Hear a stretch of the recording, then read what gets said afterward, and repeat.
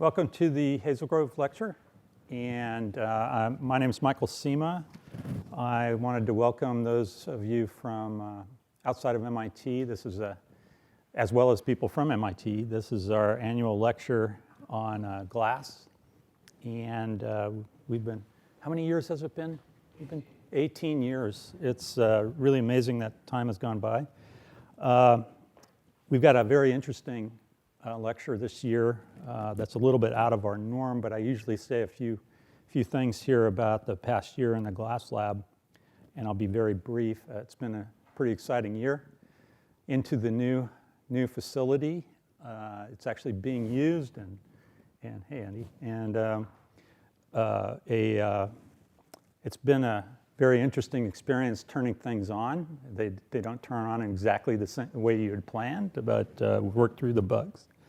We had a very successful, considering the hot shop was down for a good fraction of the year, we had a very successful pumpkin patch, and it hopefully has raised sufficient funds to keep us going through the year.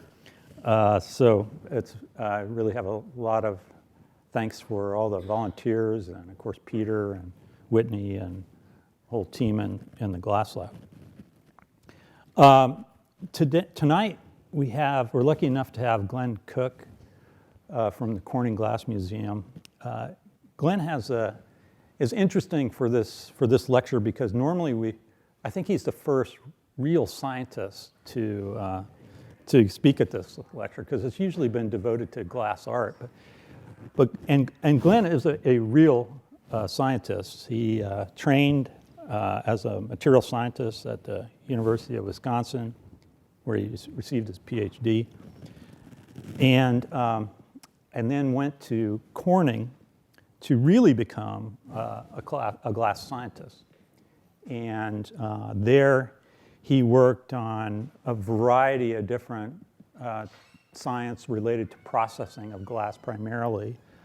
We had a very interesting discussion tonight at Starbucks on chemical phenomena and float glass processing, which I didn't know a whole lot about that. I thought was extremely interesting, and Glen knows all the details of that sort of thing, and has been distinguished at Corning as a scientist. He won the Stuckey Award, which is internal prize at Corning for scientific contributions, named in honor of Don Stuckey, who's father of glass ceramics, Corning ware, and all that sort of thing. He generated the science, not only the technology behind it, but really the science behind that. So, but in very recent times, Glen decided to change course as an accomplished scientist, and realized that he was interested in actually doing something a little different. And he joined as the chief scientist of the Corning Glass Museum. And those of you who have been there realize that this is a very high quality museum devoted to glass, its history throughout time. And Glen, I'd say, is really as chief scientist there, he's become the scientific curator of a type that they really hadn't had there before. And so it's really, I think it'll be an interesting perspective on the things that they've done at the museum. And I really don't know a lot about what he's going to talk about tonight, other than somehow it has to do with the Corning Glass Museum and his thinking about where that can go on the technical side and the art side. So let's welcome Glen.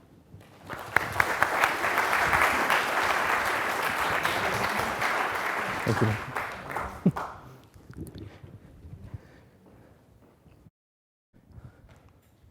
So thank you very much. Thank you, Michael. Thank you, Peter, for the invitation to give this lecture. It was really quite a surprise to me when it came. I was actually just standing outside at the Glass Art Society conference in San Jose earlier this year. And I had just met Peter, and he came up to me and he said, would you like to come lecture at MIT at some point? And of course, I was a scientist for 20 years, and I never got invited to MIT. And as soon as I work at a museum, I do. And it's like, this is a little screwy. But life hands you interesting opportunities, so I feel like I finally made it to Carnegie Hall, so thank you very much for this. The talk tonight I want to give is a little unique, and it is really about bridges, because my background is about bridging between disparate worlds, and I want to talk about those bridges. I want to talk about two words I've put up here, synthesis and concord. And we'll keep coming back around to those terms. I'll define them and then redefine them and challenge my own definitions. But I think what I really want to try and do with the glass art community here, and I've been working on displaying this around the country and around the world, is really getting a dialogue going between these two sets of individuals and of practice that people see as disparate, but trying to bridge between those worlds in certain ways. So I'm going to talk about my own background and why I feel like I'm qualified to do this, my own sort of eclectic upbringing, and then propose some models and sort of brain dump a little bit on you with some thoughts on some things. So first I should say, Michael left out of my introduction, I've never been to MIT before, but I went to, my undergraduate is actually in New Mexico at the New Mexico Institute of Mining and Technology, which was a very interesting place. And we actually had T-shirts when I was there in the early 80s that looked just like this, with the classic collegiate MIT and a little N and a little M. So I've always wanted to be here.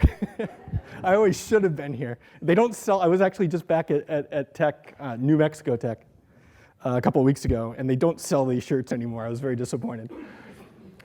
So this is something that Peter told me while we were conversing about and just trying to understand more about Glass Lab. Because of course I'd heard of Glass Lab before, and of course I've been following its fame with the 3D printing recently. But this idea that Glass Lab was started because glassworking is a materials processing exercise that's a team sport. And I knew this from my experience as an engineer working at Corning. I saw it in experiences early on before that. But it was really my work, and really the work, and I'll talk more about this, that really brought me to the museum, was really seeing within a glassblowing shop in particular, seeing this exercise of collaboration, of teamwork, that is really something that is so important for young engineers and young scientists to learn, that they shouldn't try to carry the world on their shoulders. They don't have to be good at everything. And two, they really shouldn't, because that really compromises what the team can do. And so we're going to talk about that. It's not only just synthesis and concord between the two, science and art, but also within the sciences, within the arts, just getting people to work together. So I believe dearly in this, and just very much support Glass Lab, and another reason why it's a great pleasure and honor to be here. So it's sort of a little bit of an outline of the talk, and this idea that this year I've been sort of paraded around the world as glass science's gift to glass art. So I felt very much like a debutante being presented out to the world. But what I want to convince people of, and it doesn't take too much work, but that I may be a debutante, but I'm not a dilettante. I am a practicing artist. I have been my whole life, and not professionally per se, but it's always been a very important part of who I am, and has been an outlet. But it's also been something that has informed my science, and my science has informed my practice. We'll talk about that. And so going through this roots, going through my story about what's brought me to this point, what's qualified me for this extraordinary position at the Museum of Chief Scientist, but also about, I put the hyphen here very particularly, not my ambivalent nature, because I'm not ambivalent, I am quite passionate, but I am ambivalent, very much like Peter and I were talking about manganese earlier today. I'm heterovalent, ambivalent, and can really slide between a lot of different worlds quite easily, and that's important. I'm also going to show you some of my artwork, and kind of in context with my scientific work and with my background, and how that leads to some the perspectives on art and science, on creativity and imagination, and setting up this discussion that maybe it'll begin tonight, maybe it'll be going on for the next year or the years to come, about how these things come together. How do we enable synthesis and concord between the science and the art, and within each of those disciplines? So first crack at kind of defining these terms. Out of the box, let's think of synthesis as sort of the coming together of two different things that are different in order to make something that's better. Sort of the idea of synergy or synthesis, creating something new from things that were there before, but things that are different. But Concord is sort of at the root of synthesis, or it can be, where as you go deeper into the associations and understand the things that you're trying to bring together, sometimes that there's a recognition that they never were apart in the first place. And that's that moment of concord, of one heart, one mind in the original. And so we're going to be looking for those moments of looking at things that maybe truly are just synthesis, that they're too far apart or that it's not necessary to bring them together into concord, but embracing these moments of concord and seeing those as the bridges between ideas that you thought were disparate but actually can work together. So some of you may have seen the poster that advertised this. This was actually a photograph that I took during working sessions with the sculptor Albert Paley earlier. This was in late 2014 when we were working at the studio at the Corning Museum of Glass. And for me, I was asked to provide an image that really sort of summed up what it was I was going to be trying to talk about. And for me, this was really a consummate image of two pieces of glass being brought together to bond at the center. But what's astounding about this and why this was such a fabulous photograph is it's not just two pieces of glass. So I've got glass here and here, truly. This is an iron alloy called Kovar. And this is not soda lime. This is Corning code 7056, a borosilicate that's specifically designed in the 1950s and optimized in the 1970s as a glass sealing material to actually bond glass to metal perfectly together without having to worry about thermal expansion mismatch.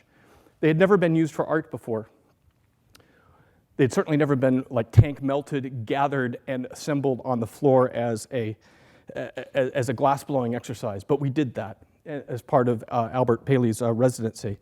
And this is actually a picture of the final piece. This is actually about a meter long altogether. It weighs close to 80 pounds. It's an enormous piece of glass that took a team of 8 gaffers to pull off.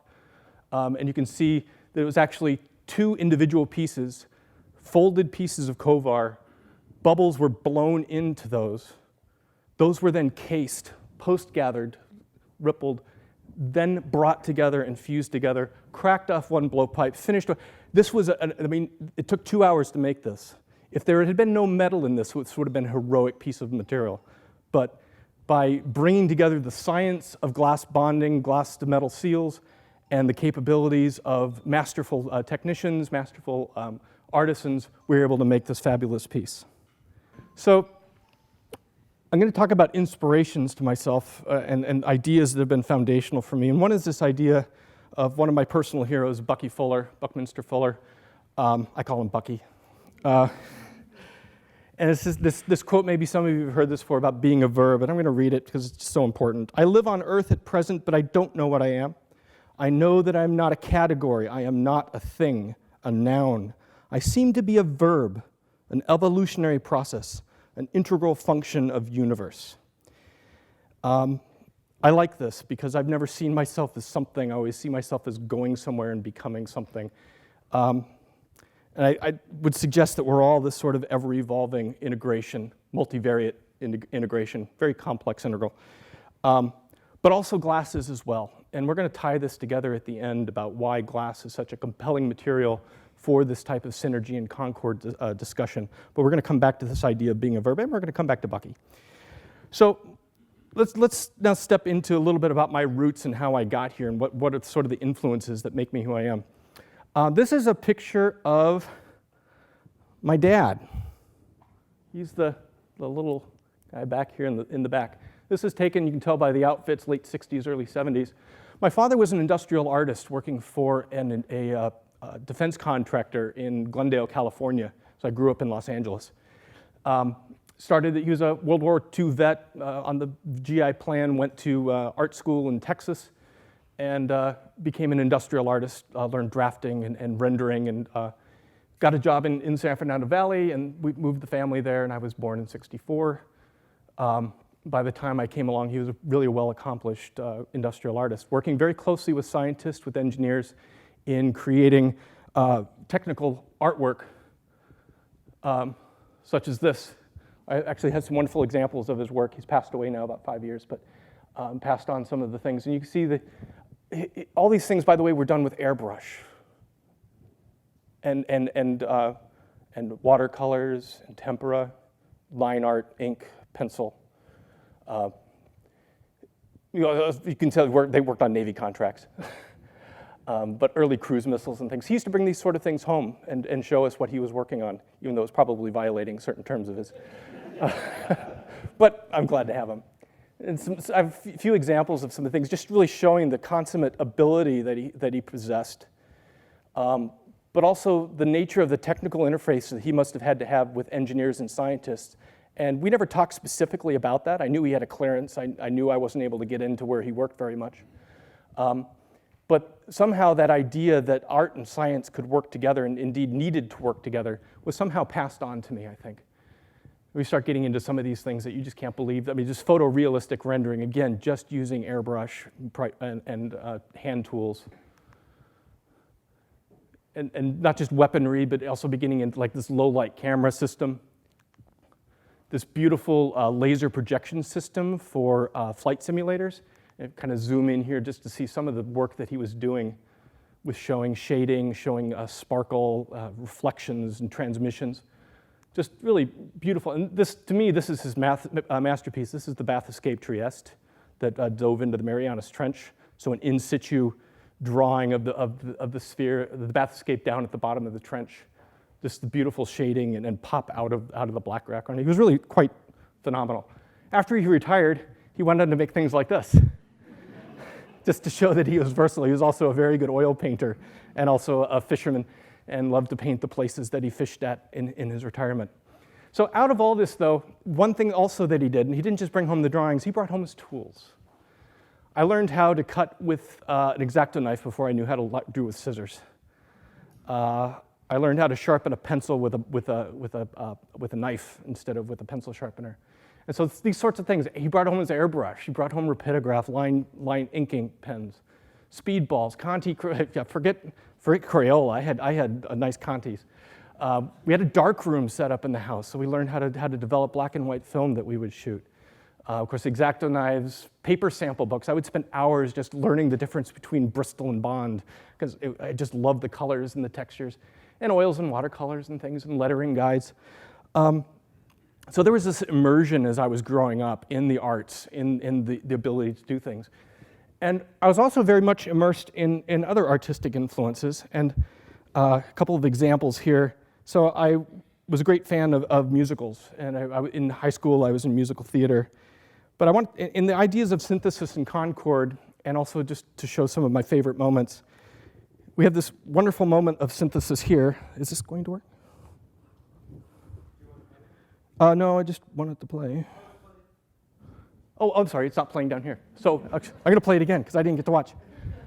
Donald O'Connor, in this wonderful synthesis where he is in context and working with the surroundings to make something amazing happen. Moments of Concord, like the Marx Brothers. I mean, watch this. It goes, this is my favorite. I have two brothers. My two sons are very much like these two. But nobody played piano four hands like Groucho and Chico, or Chico and Harpo. But in more sublime ways, Gene Kelly and Leslie Caron in Concord.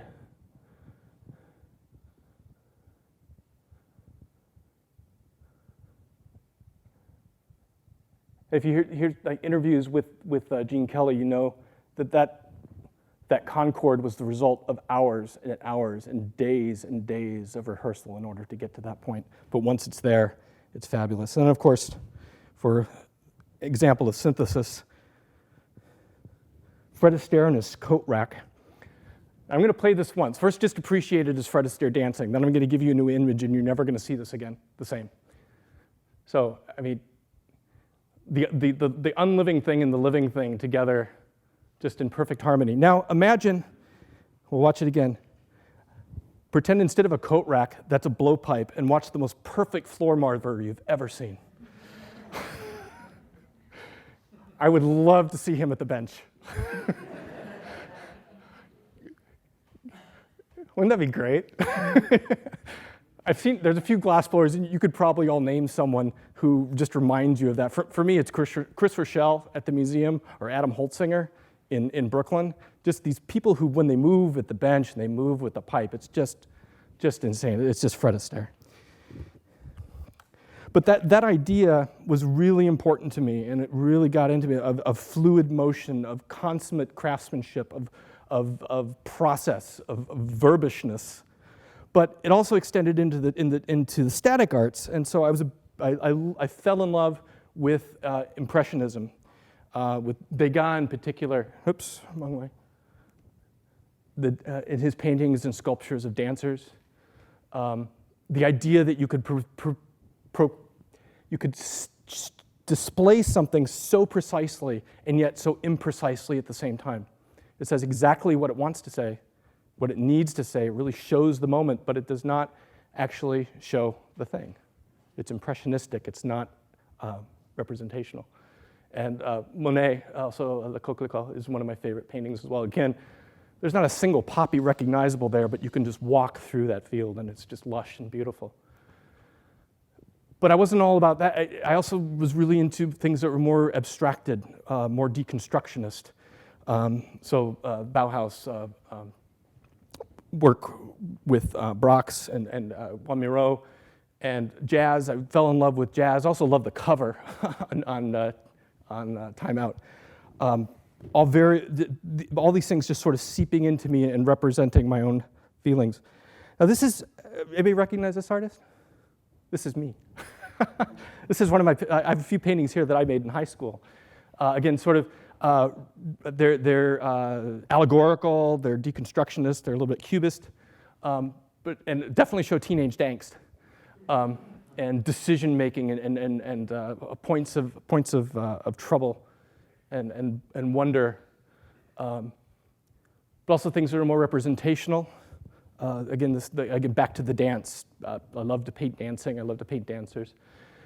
When I got to New Mexico, I was just absolutely taken by light and color, and I actually began to just get away from anything that was representational or even in any sort of line work, and just began to do these sort of color fields that represented the emotions of the drive from Albuquerque to Socorro that we had to do every now and then, and just that feeling of Sandia, of the watermelon skies and the watermelon mountains,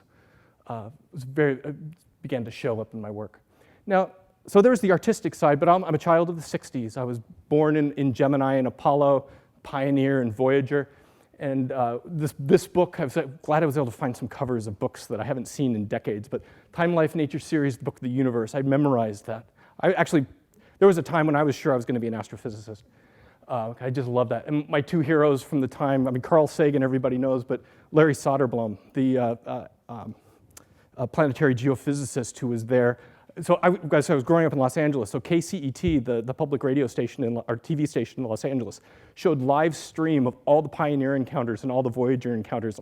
My parents let me stay home from school so I could watch the pictures coming in from Jupiter and Saturn when I was a kid. And so I fell in love. Carl was okay, but Larry, man, I love Larry Soderblom. But of course, there was other science going on at the time as well. And Star Trek, and I had the Starfleet technical manual that I would memorize as well. But this particular episode I put up here on purpose, Devil in the Dark from the original series. So the idea was that creature there, that's the Horta, which is a silicon-based life form, and it laid pure silicon eggs. And this is sort of the beginning for me, this was material science. I never went to biology. It was always about silicon for me. It's kind of interesting. But I actually trace it back to Devil in the Dark, absolutely. But also science fiction. Stranger in a Strange Land was a huge influence on me. And Ray Bradbury, Illustrated Man in particular. Not so much for the science, but for the effect of science on culture. So the stories, the whole story of Michael Smith was, and the idea of grokking and how science and culture affected each other. But in Illustrated Man, I actually put up the picture. I don't know if anybody knows, this is from the video for a song by Deadmau5 called The Veldt, based on the story from the Illustrated Man, which is this wonderful story, horrible story, about a dysfunctional technology, about children in this room that the children have in the house that is essentially a virtual reality room that they eventually used to murder their parents because the parents wanted them to come out of the room. And they did not want to come out. And this is a video that for the song that was written about it a few years ago. Back to Bucky. So other influences, Bucky was always a part of my life. Two pictures here. One is of the idea that he came up with for a dome over New York City. Seriously came up with and did the calculations on the advantages of it. But also the Demaxian car, which I still remember touching the bumper of at the California Museum of Science and Industry in the early 1970s when it was on display there. I had no idea what it was, but I knew it was cool because it had 3 wheels. But also in this point, the astrophysics and the mathematics was going aside, and chemistry was coming up. And I had this chemistry set, actually, the Schoolcraft chemistry set that my mom got with blue chip stamps. And this is actually, took this picture last week. I have elements of my chemistry set from when I was a kid, so the original chemicals and test tube holder. And actually 2 of my projects here, TT07, this is a bike chain oil that I invented by mixing paraffin wax and household oil together. And it exploded when I was making it and made a big stain on the ceiling that never washed out. But also my first example of glass working. This is a Boro tube that I flame worked in a Bunsen burner. So it goes way back. But back to Dad. I didn't end up going to art school. And you can see there was sort of this balance. There was this fight going on within me. The fight was actually managed very well because he wouldn't let me go to art school. You see the environment that he's in, sort of sitting. He was in that sort of position for 30 years. He said, I don't want you to be a factory assembly line artist like I am, and I don't want you to be a freelance because I have friends who have tried it and ended up miserable. You're going to be a scientist. And I said, okay, I'll be a scientist. So I went to New Mexico Tech. New Mexico Tech is also known in some quarters as Blow Up U. As a school, it's very unique in that it has on its campus a naval ordnance testing facility. And so explosives research is a big part of what's going on there. And I'll talk a little bit more about that, about materials engineering at the extreme. This is sort of my origin story, if nothing else. I mean, this is definitely in terms of where I ended up and how I view process research. I also studied geology and mineralogy because I was in the desert at a mining school and very much enjoyed that. But also began to get interested in microscopy, especially electron microscopy, about the idea of being able to see something without actually using light. And because I wasn't using light, I could actually see more.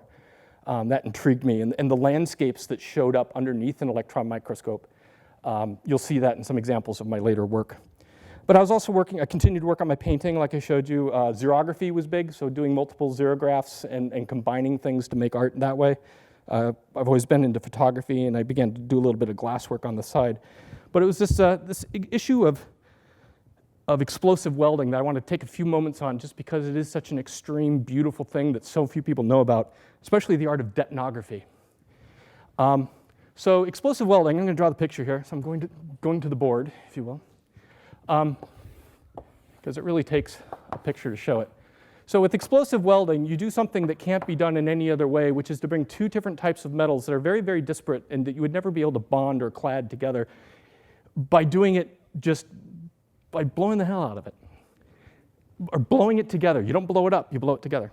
And the way that you do it is you take, so like in the example up here, I think they've got a copper flyer plate and an aluminum base plate. And what you're going to do is you're going to set off an explosion to drive this down into this hard enough that they stick together. To do that, though, you have to build a box on top of this, and you fill it up with ammonium nitrate fuel oil, ANFO. And then you lay a strip of, C4 plastic explosive on top. Attach a detonator and det cord and send that over into a bunker where you sit, graduate student, undergrad, and you initiate the explosion as they show up in there. And as this explosion goes off, you begin to push this down into this at hypersonic velocities. As they come together, the gas that would be trapped there wants to get out, and it forms a very high velocity jet that then cleans the surfaces of these of any sort of oxide or any sort of contamination, so that by the time they hit each other at 2 or 3 kilometers per second, they're absolutely pristine, and the electrons just say, we are one. And you end up, regardless of what these things were and whether they would want to weld together, they are stuck together. So you can clad copper onto aluminum, you can clad copper onto steel, you can clad a boron iron metallic glass onto tantalum. I mean, you pick it and you can figure out the right angle, the right amount of explosive to make that happen.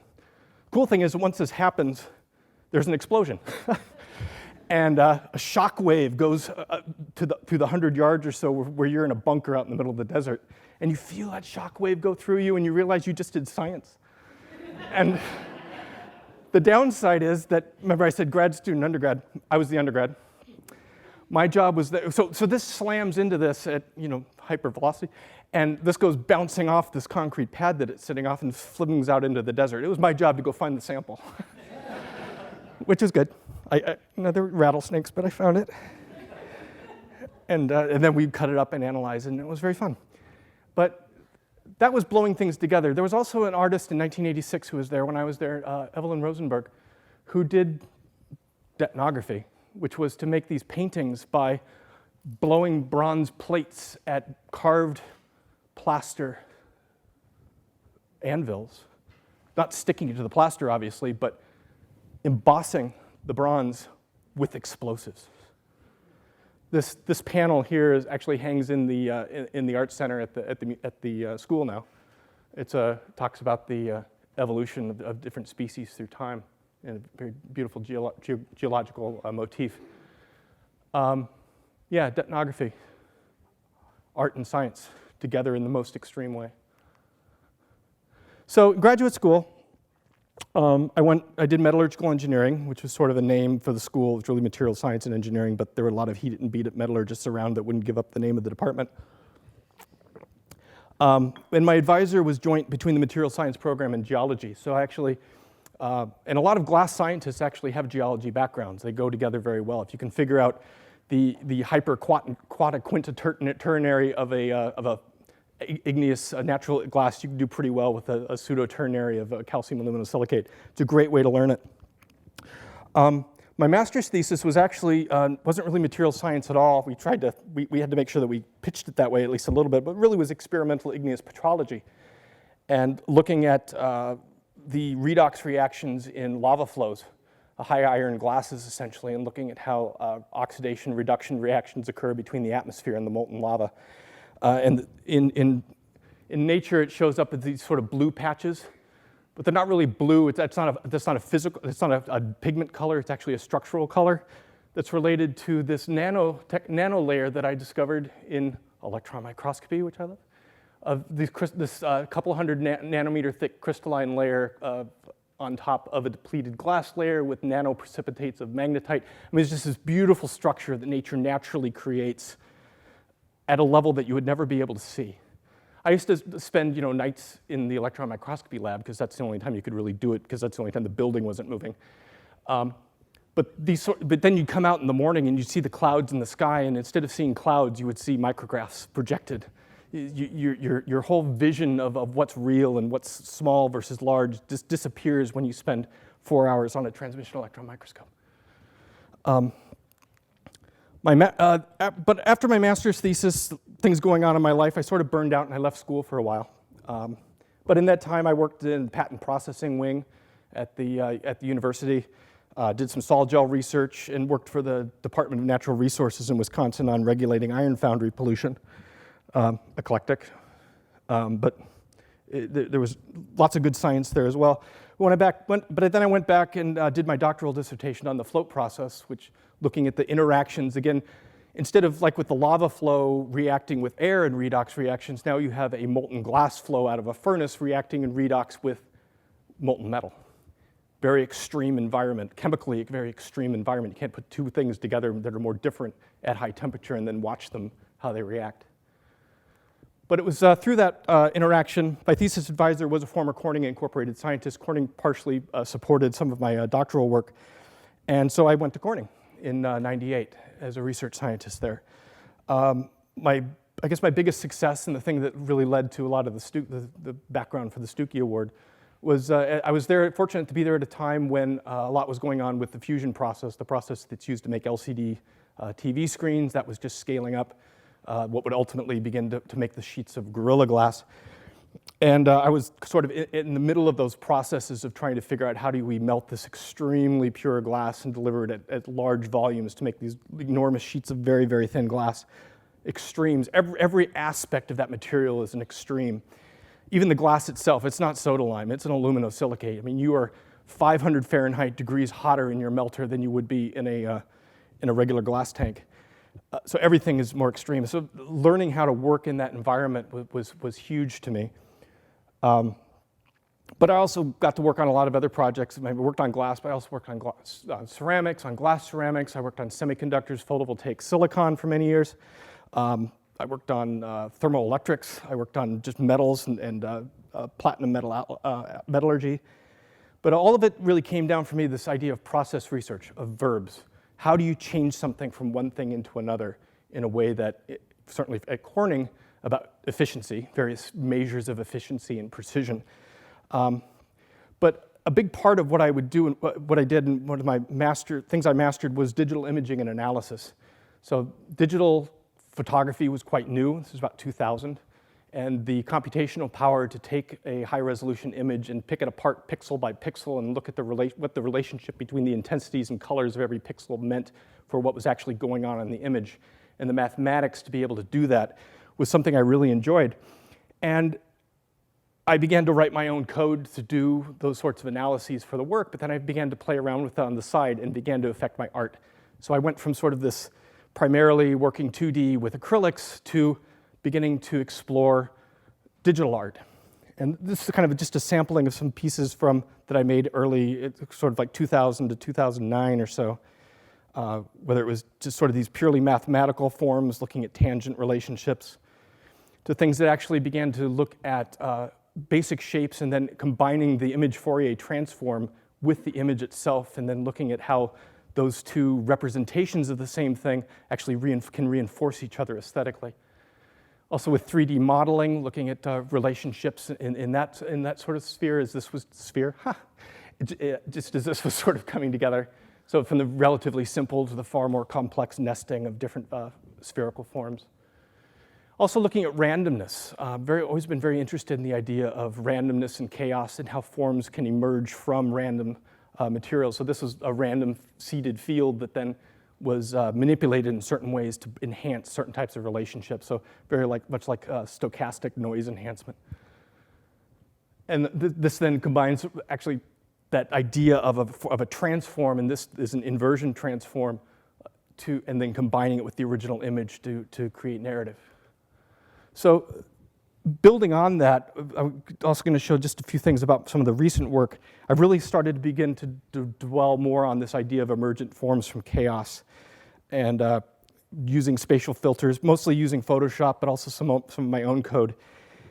And then by going over and over and letting the image evolve and sort of intuitively applying the things to the image to move it in different directions and add things to it. So it's this idea of technology is then mediating my relationship with the image. And I'm just going to quick show this through. This is actually just a sequence of images showing a process from the starting chaos through to the final image. So you can see it started actually just with a random Gaussian field of black and white dots. But as I begin to see things emerge, I can begin to be additive and intentional about resolving that random field into particular forms, begin to overlay additional randomness to let that then accentuate the forms that I had begun to define. And it's almost like it paints itself, but the intentionality, the addition of color, to begin to enhance mood and emotion into it more. But always these mathematical operations of subtraction and addition and multiplication and medians and Gaussian blurs and various things, lighting effects, distance mapping within some bright features and averages between how far apart different things are, until it finally resolves itself into the final painting. That's where I was trying to get to. This is just some other images that I've made over the last, paintings over the last 5 or 6 years. Some of them are very much, again, related to microscopy type of images of microscopic worlds made large or examined in more detail, or macroscopic things re-resolved. So this isn't a photograph of scaffolding, but it has that sort of feel to it, certainly. Things that are more about the play of light, things that are a little bit more astrophysical even in appearance. More things maybe more with narrative and explicit form. But other things that really are much more about microscopy and biological imaging and things that you would see under a microscope perhaps. But by using the types of relationships, types of filtering that I use, you create something that appears to be organic or appears to be natural because there's natural correlations that our mind is attuned to recognizing. And so enhancing those out of a random field over a period of time is very soothing to me and gives me a really nice vehicle for expression that I think actually, for me, it's superior at this point in my life to physical painting. So I was at Corning, I was very successful, I was doing my imaging, I was having a great time. But then I got bit. I got bit by glass art. I'd begun to use the services of some of the gaffers at the museum to help me out with prototyping while I was working. So we had unusual glass compositions that we needed to represent forms with. And so we have used their services to say gathering extremely hot glasses or work. So this is Chris Rochelle and George Kennard actually doing goblet work with Eagle XG. So you can see they actually have to wear number 11 glasses to work this glass. They gathered at 3,100 Fahrenheit. Yeah. Yeah. Talk about materials engineering at extremes. I just fell in love with these guys. I fell in love with what they did. The science, I loved to teach them. I loved the science, to tell them the science that they didn't know was science, but was intuitively part of their work. And really, it was this idea of my brain kind of really falling together for where I was in my life. Suddenly, my science was relevant to art. The art was relevant to my science, and the opportunity was finally there. This is a picture of me with Albert Paley working underneath some hot delivery furnaces. And I mean, I'm fully gussied up for working with the hot glass and teaching and working. And then finally, I actually got to take some glass blowing classes. So I'm able to make a really crappy tumbler. But it's so much fun, and it's just joyful. Also show this kind of just within glass where my aesthetics have fallen. It kind of makes some sense. These part of my personal glass collection that I've begun to build. These sort of classical forms, but with a twist, and certainly with modern color work, things that really speak to randomness and also to geology. I love the sort of petromimetic looks of Chalcedonia or the Smith and Gartner, or it's Gartner and I always forget their names, Blade and Gartner. And then Brad Smith from Santa Fe, who's doing this beautiful color work on Crackle. It sort of makes sense. I look at that and I said, yeah, that's definitely who I am. That's the type of thing I want to surround myself with. So that's sort of me to how I got to here and sort of the art side of it, the science side of it. But what is that actually synthesized within me in terms of how I view science, how I view creativity? And so I want to spend the next part of the talk really talking about the scientific method, about creativity, about synthesis and concord between these two worlds. And so we're going to talk now about the scientific method. And this is what everybody learned in school, right? The hypothesis, experiment, observation, evaluation, and then you revise the hypothesis. This sort of straight line. I don't know something. I think I know something.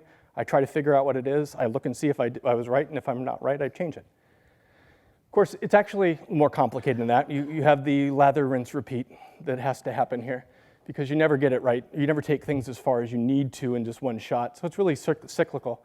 But you don't actually end up where you started. It's really much more of a spiral. You're always moving on to a new place. When you get back to rinse and repeat and back to hypothesis, you are not who you were when you started. You've learned something. You've either learned something because your hypothesis was right, which is often startling, or you learned something because your hypothesis was very, very wrong, which is absolutely brilliant and exactly where you want to be. If you're not wrong, you're not trying hard enough, I think. So you have this idea of knowledge turns. But another way that you can look at this I've learned about recently, this is what's called the story circle, which is a variation on the hero's journey. So the story circle was devised by actually a television writer named Dan Harmon, based on work of Joseph Campbell, the ethnographer. And in the story circle, it's really this idea of the hero's journey from one state to another state. So whether it's you're telling the story of Odysseus or the story of Luke Skywalker, all good stories somehow fall within this sort of pattern of you have the hero and he's in some sort of a zone of comfort. Things are okay, he thinks he understands stuff. But he wants something, there's something that needs to happen. So he enters into some sort of an unfamiliar situation, a challenge. He adapts to it, gets what he wants. So he succeeds in at least learning something. But he pays a heavy price for it. Something has happened that after he returns to his familiar situation, he realizes that he has changed. That's the hero's journey. And just about every good story, if it's missing elements of this, it's probably not a very good story. So I was always very taken by this, and Harmon talks about this, and not only in terms of just telling a good story, but any sort of creative process he maintains, any sort of life has a narrative, has a story, has a journey. We are all heroes embarked on some sort of a quest to try and figure something out that we don't know, that requires us to move into unfamiliar situations, adapt, learn, change, and then arrive at our original starting point. But we're not at our original starting point because we are different. So this is my take on the hero's journey as the scientific method. So you start with your place of comfort is the point of paradigm and practice. What is out there that is understood, the way things are being done, what works for you. But you recognize within the paradigm some sort of a paradox. This is the beginning of invention. Some things don't match up. Or some sort of a shortcoming, that something doesn't look quite right. But before you get to hypothesis and experimentation is, to me, the most important thing. And if you take nothing else away from this talk, well, there's other things, but please take this away. That exploration and play precedes the generation of the hypothesis. There's a step missing. It's the zeroth law of thermodynamics type of missing, that you cannot generate a hypothesis until you have explored the area that you want to understand well enough that you can actually generate a hypothesis. Hypotheses don't come out of ignorance, they come out of creativity. So you have that hypothesis and experimentation and observation, discussion of implications, you revisit the hypothesis, you revisit the paradigm. This is where where the hero returns to the place having changed, because now the paradigm itself is open for interpretation. Your eyes are open. Maybe the paradigm stands, but maybe the paradigm falls. And so that's that point where the hero is now the apotheosis or the avatar of a new idea entering into this new world. The other thing that I want you to take in, that none of these things happen well without failure and failure and failure and failure all along the way. And this is, glass is so important for this, because glass is nothing but failure. Spectacular, beautiful failure. So failure. This quote we have actually up at the museum by William Boschenstein, who is the CEO of Owens Corning. If necessity is the mother of invention, then for glass fiber industry, adversity is the father. And then I've got this laundry list of great glass inventions that were all born out of painful, agonizing, prolonged, expensive failure. Whether it's Don Stuckey in the glass ceramics, Alistair Pilkington in the float process, Clint Shea in the fusion process, Don Keck in the optical fiber, Macaulay in the 200-inch disc, or Charlie DeVoe in the optical melter. All of these things took years, or in some cases decades, of painful, agonizing, brilliant failure and observation and hero's journey in order to arrive at the other end, which was success. So I want to sort of bring this now around to the idea of concord and synthesis in art and science. So we have our hero's journey through the scientific method and some sort of a starting situation, the point of comfort. We also then have the quest, which for science might be the quest for precision, represented by a variation on the 200-inch disc. For the artist, it might be the quest for expression, as shown by a goblet.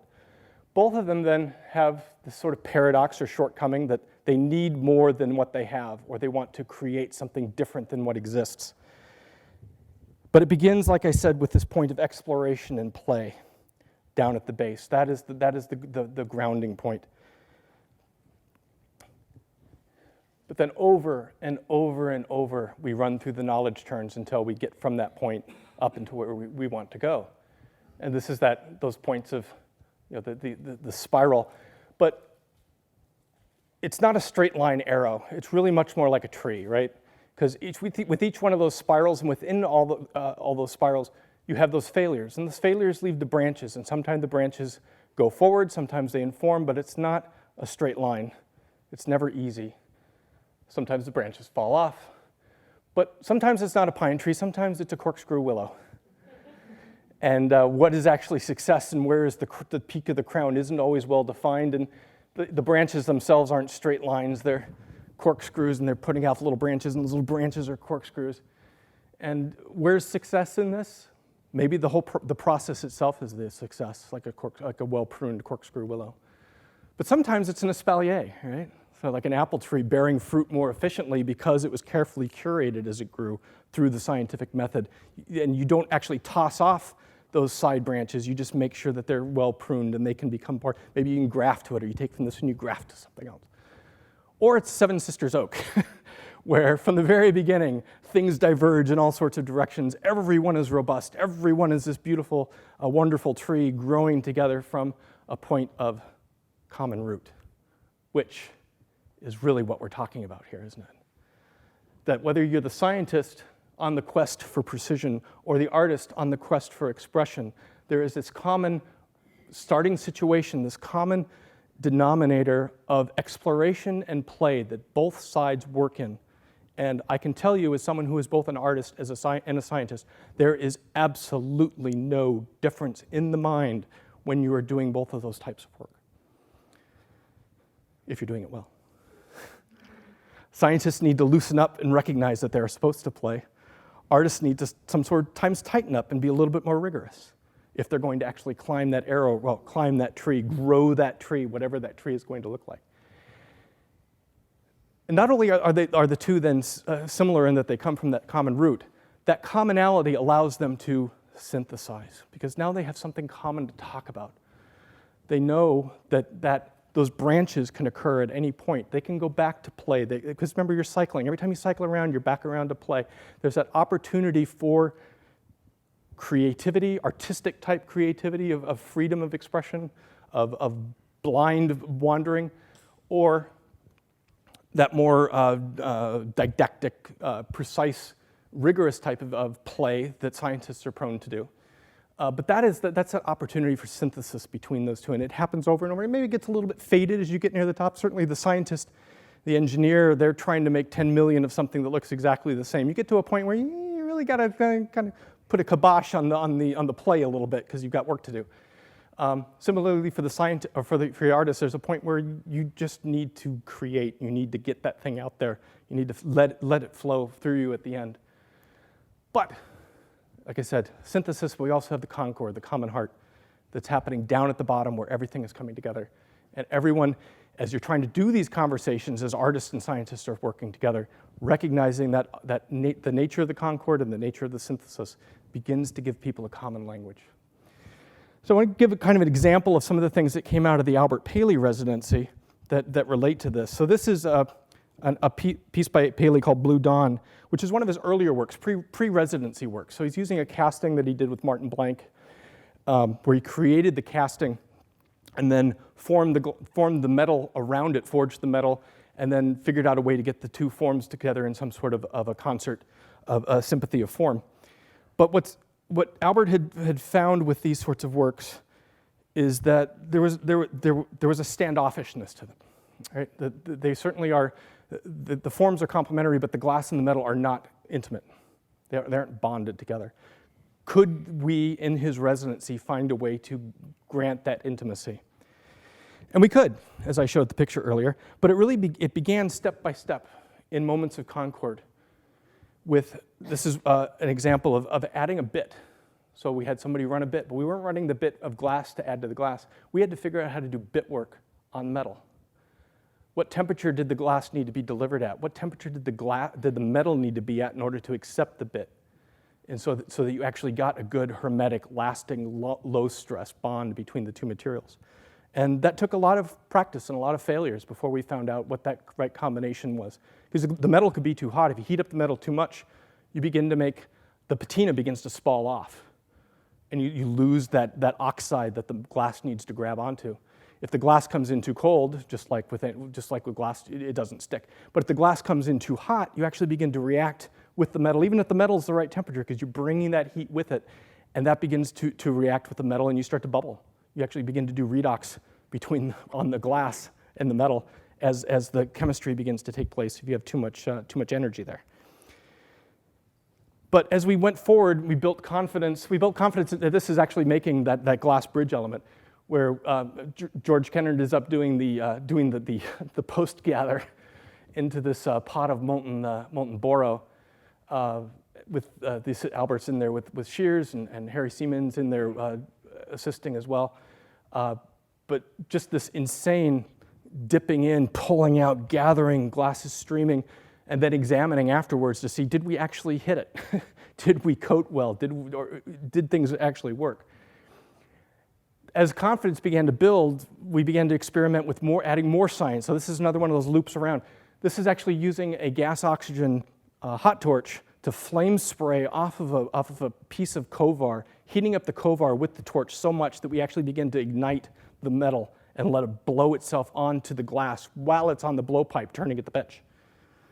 The gaffer's there turning, and Albert is spraying molten metal onto the glass, onto a bubble. Confidence builds, the pieces grow larger. This is one of those sprayed pieces that's then been gathered over several times, been cased, and George is marvering it. It's probably at about 45 pounds at this point, because that's George. The teams build, and as the team goes up, as the sizes get greater, but everyone is in line, everyone is in concert with what's necessary to make it work. So you have the gaffer at the bench, but you have two people backing, you have somebody behind them blowing, you have somebody guarding, you have Albert there with his actually forging the metal while it's on the pipe. The result is nothing short of spectacular, with the close-up image of glass with embedded Kovar BBs with added Kovar snips, all put together in a piece that looks like this. This stands about 2.5, almost 3 feet tall. This beautiful vessel form with attached Kovar, forged Kovar elements, embedded Kovar bits on a metal base that's actually fused to the vessel itself. So, lessons learned. A refuted hypothesis is a success, not a failure. Of course, we need to teach that to all undergraduates if we don't teach it to our toddlers. The paradigms are about utility and not truth. So it's not, when you go around that circle, whether your paradigm is an aesthetic one or a scientific one, ultimately you haven't reached truth in any sort of way. You've reached a plateau as a success, as a hero, but that just leads to more exploration. Play precedes the hypothesis. Remember, that's the thing you're supposed to take away?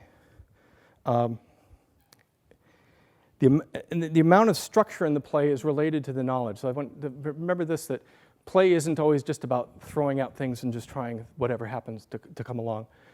Wisdom is about knowing how much you should be playing and how you should be structuring the play. So this is the beginning of that Concord and synthesis, that the science can inform structure within the play, the arts can inform more play in the structure, and there's a balance there that's appropriate for every case, but they're both there. And that's those opportunities for collaboration. But the key to this is this idea of dialogue between the two different worlds to bridge. Sometimes it's about terminology. Maybe it's something as simple as coefficient of expansion versus coefficient of thermal expansion, COE versus CTE. I've seen practically fistfights break out about that between artists, and just little things like that. Or understanding that glass doesn't just mean soda lime. That silica is not silicon, is not silicone. I mean, just little things like that. But once you begin to break down those barriers, people do begin to see those opportunities. So I want to finish up with talking about glass itself a little bit. You often hear people saying that glass seems like it's alive. You get in philosophical arguments around campfires about whether fire is alive. Glass often, is it actually alive? It sort of reproduces and it has warmth and it's not alive. But why is it so compelling, both to work and as this partner in this bridge? Part of it, I believe, is that it is. There's a scientific aspect to this that I want to try and articulate a little bit. I'm working on it, and this will be definitely a work in process. But again, this idea that glass is a process is not a verb. I mean, it's a verb. It's not a noun. And there's elements within glass itself and the way that it behaves as a molten material and as a solid that lends itself directly to the psychology of us perceiving it as a living thing. And a lot of it comes down to this idea of viscosity. That the way that glass is able to move is at time scales and length scales that are commensurate with human experience. It lends itself very nicely, by accident, to the amount of force that your arm can provide, the speed that you can work at temperatures that you're comfortable with. And at the same time as it's doing that, it's also changing temperature. It's constantly changing temperature, and it's in a highly nonlinear way. The viscosity and the temperature relationships are beautifully coupled, of course, at an intimate atomic level. But you have, when you're working at the bench, you have radiation active, you have convection active, you have conduction active. All of them are happening. And the gaffer is actually in charge of that, moderating that heat transfer.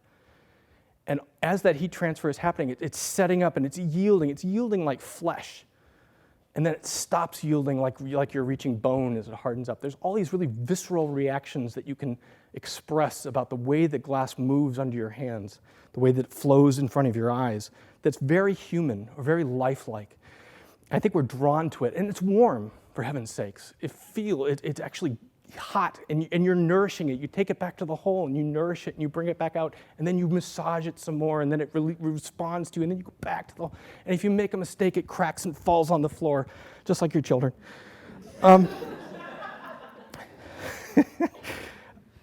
Another is the way that it responds to light. And I have this beautiful picture here of I don't know if any of you know Emma. She was just a resident. She did this beautiful work with uranium glass and blowing spheres, and I got her to put that on her head and light her with it.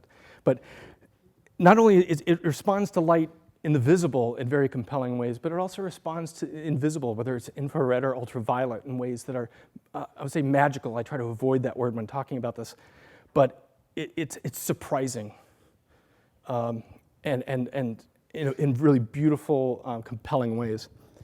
It also has this ability to self-assemble into shapes that, for whatever reason, our psychology finds compelling. Whether it's just the drop-off, the gob, the smoothness of that form, the catenary, the beautiful, sloping, mathematically pure curve as the glass falls. All these shapes. You look at the vessel forms that I collect. These classic sort of Roman forms. Those were beautiful 2,000 years ago. Actually, you look at the core forms things that those are derived on, those were beautiful 3,500 years ago. They're still making there's something about that shape that glass loves to make on its own, with a little bit of mediation from humans, that is a shape that we love, that is pleasing to us. It's almost like it's trying to satisfy us. Another aspect of it is this idea of glass is alive, and I have Ollivander in here. The wand chooses the wizard. The glass chooses the glassy. Only certain people actually make it across that threshold to actually be able to work glass. If you're working it hot, some people cannot take a gather. Their hands get too hot. They get the yips. You know, the yips, like if you ever trained a child to try and play baseball, you go down to field, and they jump up when the ball comes, and they lift and the ball goes through their legs. People gathering, if they get too hot, they get the yips. Right? They can't take a clean gather. Or they can't, they're just too afraid of the heat. So if you can't get past the heat, I mean, that's for the first one. Or even if you're cold working, you can't handle the closeness to the tool. You can't handle the wetness on your hands, the pruny fingers. There's all these, or if you're a caster, you can't handle the patience of waiting for it to be made. There's all these different aspects of glassworking that really filters down who ultimately gets there. And I really believe after interacting with so many glass artists, and honestly, this is the same way with glass scientists, being able to stand underneath a furnace at high temperature through the middle of summer and work on a stream of flowing glass. The temperature becomes a part of it as well. Being able to live with the fact that you're going to get burned, that you're going to get third-degree burns. You're going to find out that human flesh actually smells like pork. Disturbing. But it's going to happen. You also find out that the glass doesn't care. Honey badger don't care, glass don't care. Whether you're a scientist or an artist, it is going to do exactly what it's going to do. It's up to you to figure out how to have this dialogue, this cross-species dialogue with this thing that is other, that it wants to work with you. But this idea of dialogue, I like to garden, and the analogy of gardening to working glass, that gardening is a conversation with the earth. You can't impose your will on a garden. It has to be a compromise. Working glass is the same way. There are things that glass simply will not do with any reasonable amount of effort. And if you do, it's going to be unhappy and it's probably going to crack. So the same with working glass.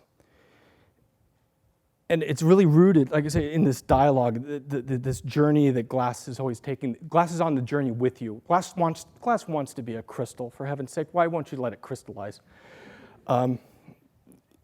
You've interrupted its journey. It's on a hero's journey as well. It's transforming. And and if you're both going to be going down this road, go together and figure it out. So to kind of wrap this up with a dubious analogy, to follow me with this, if you will. To glass scientists or artists, the sensation is the same, whether you wrap a machine around a ribbon of glass, as I have done, or you wrap the glass around a bullpipe. Working glass well is like great sex. Only sensitivity, communication, persistence, and respect leads to the greatest rapture. I have the two pictures up here. On the left is a float bath, which I've spent a lot of time in my life studying the float process. And if you want to get me rapturous someday, buy me an expensive scotch and let's talk about float. It is just just this masterpiece of human engineering. But on the right, we have Lino taking one of his pieces out of the glory hole. Yeah, orgasmic. Unironically. So there's some things up. So I'm going to read this because it'll come off better. The interest in understanding more deeply the material, its moods, challenges, opportunities, brilliant and damnable nature has been to me universal. And the genuine humanity of glass artists has led me to postulate that the material itself winnows down those who would interact with it, to a group of people who, for all their idiosyncrasies, misanthropy, and eccentricities, are alike in that they are defined by enthusiasm for a catastrophic failure, by fire, fracture, and floppiness. They remain because of the promise of being able to hold and behold something that is transcendently expressive and beautiful, formed with glass in concord and synergy. And so my final pensius. Recognize the own totality of your story. Be a verb. Be open to options and opportunities that are off the grid, like explosive welding. Fail early, often, rigorously, and with great stories. And the glass doesn't care how much you know, just how much you care. So, thank you.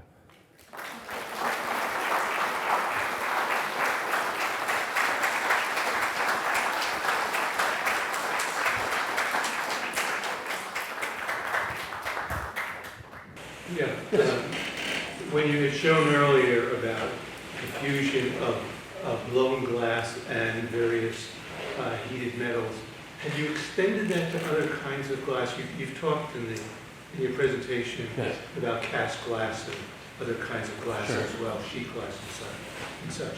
And have you thought about bringing those things together in other types? Yeah, that whole question of, so the question is about bringing together glass with other types of metal and metal with other types of glass. In general, that question has always been important to me. I've been an inorganic materials engineer my whole career, and in the same way that I don't see boundaries between art and science, I understand the nature of the atomic bond and the gentle wash from metallic to covalent to ionic, or ionic to covalent. And so the idea that I would be able to work on bringing these materials together as well in art as well as in science has always been very compelling to me.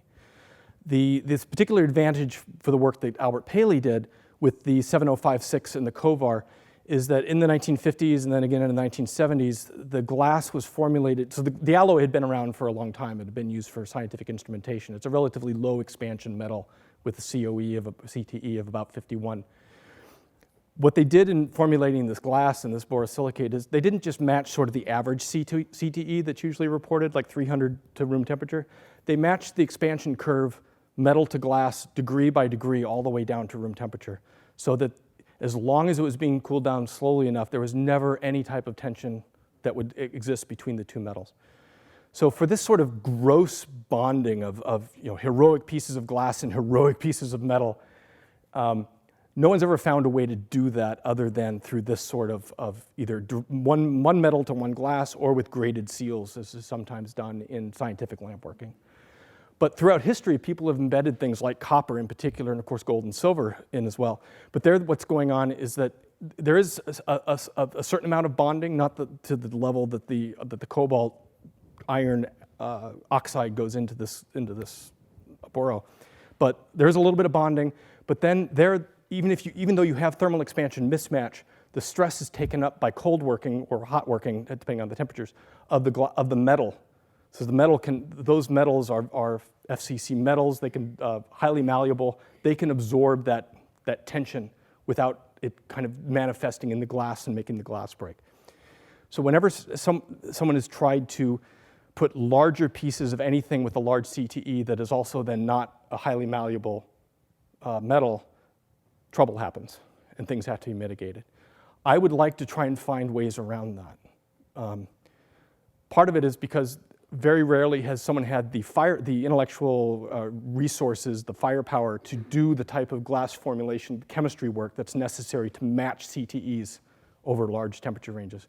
Corning Incorporated did and Schott did in the 50s and the 70s to do this. I mean, it's a sodium borosilicate only in name. There's sodium, there's lithium, there's potassium, there might even be rubidium in it, there's tin, there's a fair amount of aluminum. There's just an enormous amount of things in there to tweak that CTE and degree by degree. So it's a very difficult thing to do. But in the context of specialty glasses and where I hope that the glass art community can go in working in concert, synthesis and Concord with the scientific community is to begin to bridge those sorts of opportunities and really, maybe with metal, maybe a lot of people are interested in trying to do ceramics and glass together, for example, in really compelling ways. Or geological materials, take rocks and you combine rocks with glass. Even though maybe the CTEs don't match up, how can you bridge between those? I'd love to be a part of that discussion. Thank you. Thank you.